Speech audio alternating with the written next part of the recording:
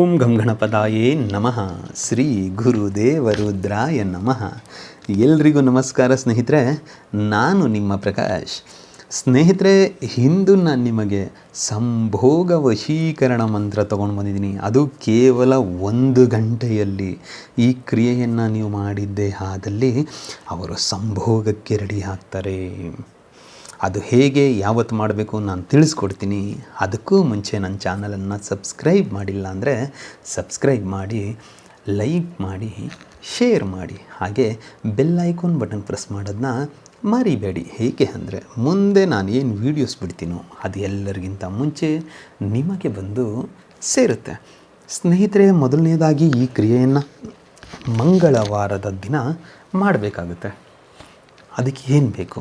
2 ವೀಳ್ಯದೆಲೆ ಬೇಕಾಗುತ್ತೆ, 2 ಅರಿಶಿಣದ ಕೊಂಬು ಬೇಕಾಗುತ್ತೆ, ಮತ್ತು ಕಸ್ತೂರಿ ಗೋರಂಚನ ಮತ್ತು ಜವಾದು ಇಷ್ಟನ್ನು ತೆಗೆದುಕೊಂಡು ಮಂಗಳವಾರದ ದಿನ ಬೆಳಿಗ್ಗೆ ಮೊದಲಿಗೆ ವೀಳ್ಯದೆಲೆಯ ಮೇಲೆ 1 ಎಲೆಯ ಮೇಲೆ ಅವರ ಹೆಸರನ್ನು ಬರೆಯಿರಿ, ಇನ್ನೊಂದು ಎಲೆಯ ಮೇಲೆ ನಿಮ್ಮ ಹೆಸರನ್ನು ಬರೆಯಿರಿ. ಹೇಗೆ ಬರೀಬೇಕು? ಕಸ್ತೂರಿ ಗೋರಂಚನವನ್ನು ಹಾಲಿನಿಂದ ಮಿಶ್ರಣ ಮಾಡಿ ಎಲೆಯ ಮೇಲೆ ಹೆಸರನ್ನು ಬರೆಯಬೇಕು.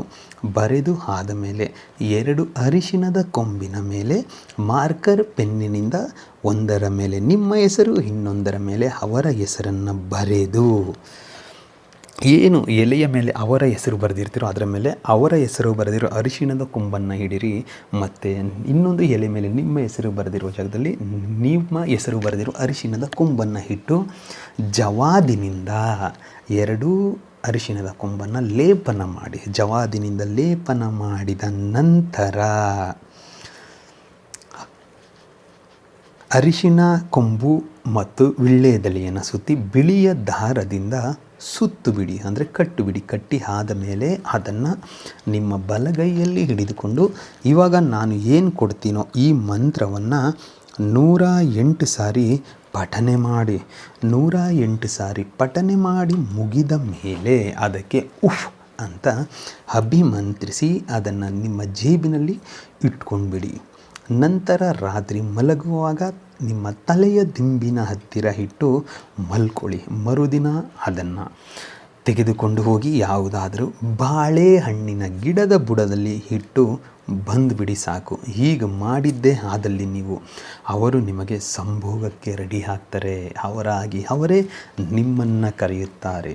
ಅದಕ್ಕೆ ಮಂತ್ರ ಹೀಗಿದೆ: ಓಂ ನಮೋ ಕಾಮದೇವಾಯ ಹಮ್ಮುಖಿ ಮಂ ಸಂಭೋಗ ಆಕರ್ಷಣ ಕುರು ಕುರು ಸ್ವಾಹ. ಮಂತ್ರ ಇನ್ನೊಮ್ಮೆ ಹೇಳ್ತೀನಿ ನೋಡಿ ಸ್ನೇಹಿತರೆ. ಓಂ ನಮೋ ಕಾಮದೇವಾಯ ಹಮ್ಮುಖಿ ಮಂ ಸಂಭೋಗ ಆಕರ್ಷಣ ಕುರು ಕುರು ಸ್ವಾಹ. ಅಮ್ಮುಖಿ ಅನ್ನೋ ಜಾಗದಲ್ಲಿ ಅವರ ಹೆಸರನ್ನು ಸೇರಿಸಿಕೊಳ್ತಾ ಈ ಕ್ರಿಯೆಯನ್ನು ಮಾಡಿದ್ದೆ ಆದಲ್ಲಿ ಖಂಡಿತ ನಿಮಗೆ ಫಲಿತಾಂಶ ಸಿಕ್ಕೇ ಸಿಗುತ್ತೆ.